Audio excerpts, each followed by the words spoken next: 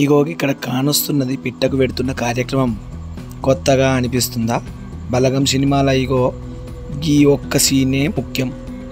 Cinema మొత్తం గీ point పైనే ఆధారపడి నడుస్తుంది.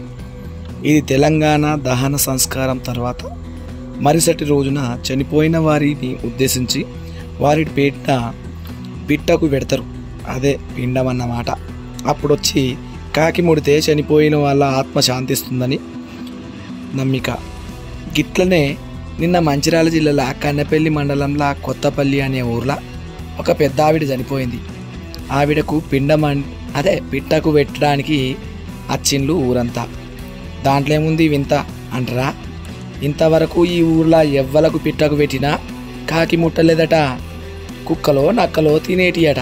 కానీ ఈ పెద్ద ఆవిడకు మాత్రం నాలుగు కాకులు వారి మిత్రులతో కాకి రూపంలో ఆత్మ రూపంలో వచ్చి తిన్నాయని అనుకున్నారు.